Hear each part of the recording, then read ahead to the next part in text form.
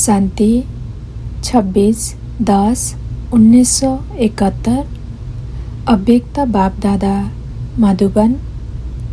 कर्म का आधार वृत्ति। कर्म का आधार वृत्ति। आज प्रवृत्ति में रहने वाले पांडव सेना की भट्टी का आरंभ है।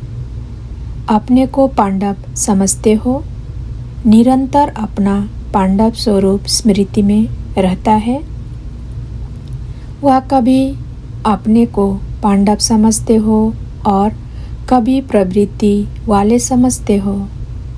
निरंतर अपने को पांडव अर्थात पांडे समझने से सदा यात्रा और मंजिल के सिवाय और कोई स्मृति रह सकती है। अगर कोई स्मृति रहती है तो उसका कारण कि अपना पांडव स्वरूप भूल जाते हो। स्मृति अर्थात वृत्ति बदलने से कर्म भी बदल जाता है। कर्म का आधार वृत्ति है। प्रवृत्ति वृत्ति से ही पवित्र अपवित्र बनती है। इसलिए पांडव सेना वृत्ति को सदा एक बाप के साथ लगाते रहे तो वृत्ति से अपनी उन्नति में वृद्धि कर सकते हो। वृद्धि का कारण वृत्ति है। वृत्ति में क्या करना है? अगर वृत्ति ऊंची है तो प्रवृत्ति ऊंची रहेगी। तो वृत्ति में क्या रखें जिससे सहज वृद्धि हो जाए? वृत्ति में सदा यही याद रहे कि एक बाप दूसरा ना कोई। एक ही बाप से सर्व संबंध सर्व प्राप्ति होती है। यह सदा वृत्ति में रहने से दृष्टि में आत्मिक स्वरूप अर्थात भाई भाई की दृष्टि सदा रहेगी। जब एक बाप से सर्व संबंध की प्राप्ति की विस्मृति होती है तभी वृत्ति चंचल होती है।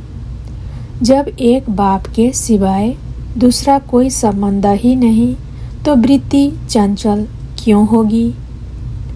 ऊंची वृत्ति होने से चंचल वृत्ति हो नहीं सकती। वृत्ति को श्रेष्ठ बना दो तो प्रवृत्ति ऑटोमेटिकली श्रेष्ठ होगी। इसलिए अपनी वृत्ति को श्रेष्ठ बनाओ तो यही प्रवृत्ति प्रगति का कारण बन जाएगी और प्रगति से गति सद्गति को सहज ही पा सकेंगे। फिर यह प्रवृत्ति गिरने का कारण नहीं होगी। तो प्रवृत्ति मार्ग में रहने वालों को प्रगति के लिए वृत्ति को ठीक करना है। फिर यह वृत्ति के चंचलता की कंप्लेन कंप्लीट हो जाएगी। स्मृति व वृत्ति में सदा अपना निर्वाण धाम और निर्वाण स्थिति रहनी चाहिए और चरित्र में निर्माण। तो निर्माण निर्माण और निर्वाण ये तीनों ही स्मृति रहने से चरित्र कर्तव्य और स्थिति तीनों ही इस स्मृति से समर्थवान हो जाती है। अर्थात स्मृति में समर्थी आ जाती है। जहाँ समर्थी है वहाँ तीनों में विस्मृति नहीं आ सकती। तो विस्मृति को मिटाने के लिए यह समर्थ स्मृति रखो। यह तो बहुत सहज है ना। अगर चरित्र में निर्माणता है तो कर्तव्य भी विश्व निर्माण का ऑटोमेटिकली चलेगा। निर्माणता अर्थात अहंकारी। तो निर्माणता में देह का अहंकार स्वतः ही खत्म हो जाता है। ऐसे निर्माण स्थिति में रहने वाला सदा निर्वाण स्थिति में स्थित होते हुए भी वाणी में आएंगे तो वाणी भी यथार्थ और पावरफुल अर्थात शक्तिशाली होगी। कोई भी चीज़ जितनी अधिक शक्तिशाली होती है उतनी क्वांटिटी कम होती है, लेकिन क्वालिटी अधिक होती है। ऐसे ही जब निर्माण स्थिति में स्थित होकर वाणी में आएंगे तो वाणी में भी शब्द कम लेकिन शक्तिशाली ज़्यादा होंगे।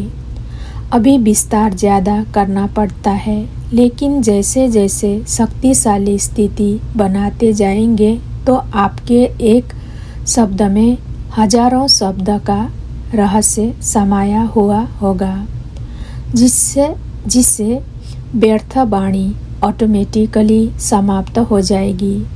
जैसे सारे ज्ञान का सार छोटे से बैज में समाया हुआ है, पूरा ही सागर इस छोटे से चित्र में सार रूप में समाया हुआ है। ऐसे आप लोगों का एक शब्द भी सर्वज्ञान के राजों से भरा हुआ निकलेगा। तो ऐसी वाणी में भी शक्ति भरनी है। जब वृत्ति और वाणी पावरफुल हो जाएंगे तो कर्म भी सदा यथार्थ और शक्तिशाली होंगे। यहाँ बैटरी को चार्ज करने आए हो तो बैटरी को चार्ज करने के लिए सदा अपने को विश्व निर्माण करने के इंचार्ज समझो। अगर सदा अपने को इस सृष्टि के कर्तव्य के इंचार्ज समझेंगे तो सदा बैटरी चार्ज रहेगी। इस चार्ज से अपने को विस्मृत करते हो तभी बैटरी डिस्चार्ज होती है। इसलिए सदा अपने इस कर्तव्य में अपने को इंचार्ज समझो और फिर अपनी बैटरी चार्ज का बार बार चार्ट चेक करो, तो कभी भी संकल्प व कर्म में व आत्मा की स्थिति में डिस्चार्ज नहीं होंगे। फिर यह कंप्लेन कंप्लीट हो जाएगी। यह भी कंप्लेन है ना, सभी में ज़्यादा यह कंप्लेन है। इसका कारण यह है अपने को सदा ऐसे श्रेष्ठ कर्म के इंचार्ज नहीं समझते हो। जो कर्म में मैं करूँगा, मुझे देख अन्य करेंगे, यह तो है ही, लेकिन यह स्लोगन और गुह्य रूप से कैसे धारण करना है वह समझते हो। इस पांडवों की भट्टी के लिए यह गुह्य स्लोगन आवश्यक है। वह कौन सा?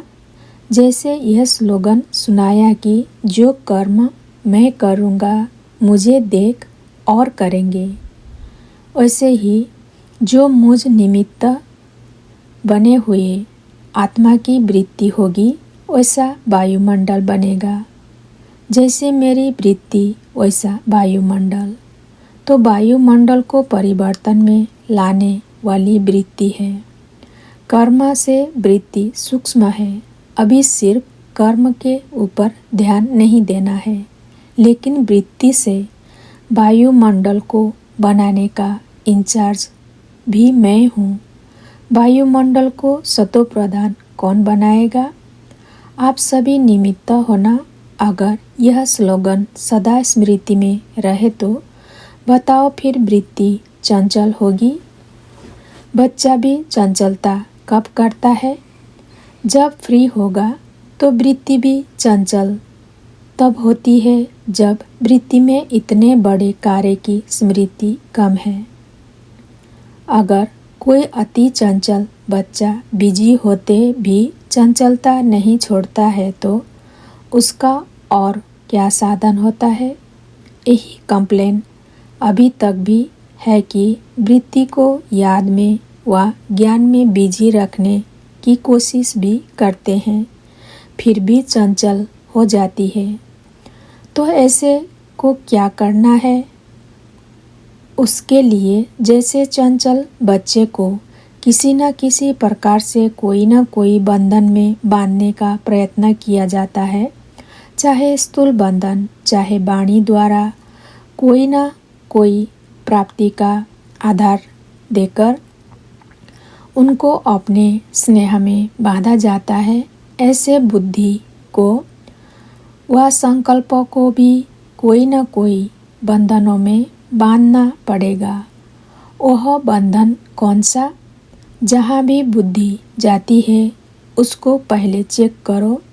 चेक करने के बाद जहाँ संकल्प व वृत्ति जाती है उसी लौकिक व देहधारी वस्तु को परिवर्तन करते हुए इन देहधारी व लौकिक वस्तु की तुलना में अलौकिक अविनाशी वस्तु स्मृति में लाओ। जैसे कोई देहधारी में वृत्ति चंचल होती है, जिस संबंध में चंचल होती है वही संबंध का प्रैक्टिकल अनुभव अविनाशी बाप द्वारा करो।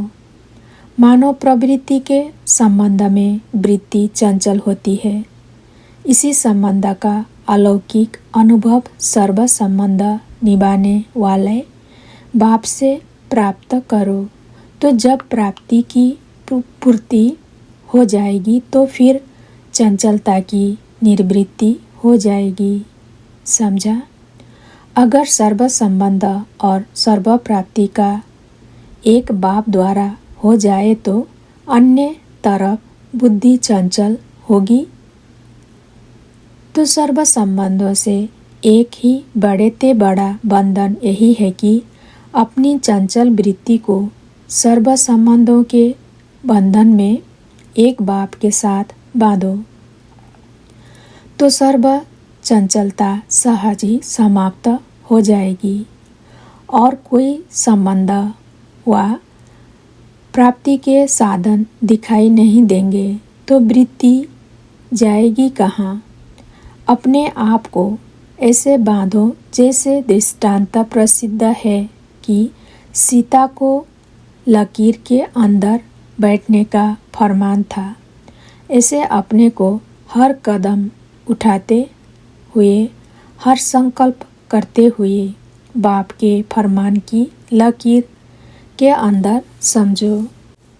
अगर संकल्प में भी फरमान के लकीर से निकलते हो तब व्यर्थ बातें बार करती है। तो सदैव फरमान की लकीर के अंदर रहो तो सदा सेफ रहेंगे।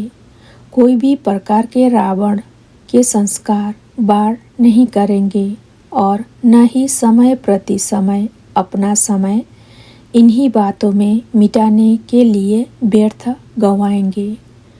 न वार होगा, न बार बार व्यर्थ समय जाएगा। इसलिए अब फरमा को सदा याद रखो। ऐसे फरमा बरदार बनने के लिए ही भट्टी में आए हो ना, तो ऐसा ही अभ्यास करके जाना जो एक संकल्प भी फरमा के बिना न हो। ऐसे फरमान बरदारी का तिलक सदा स्मृति में लगा रहे। यह तिलक लगाना, फिर देखेंगे फर्स्ट नंबर कौन आता है। इस तिलक को धारण करने में फर्स्ट प्राइज लेने वाला कौन होता है? अच्छा, ओम शांति।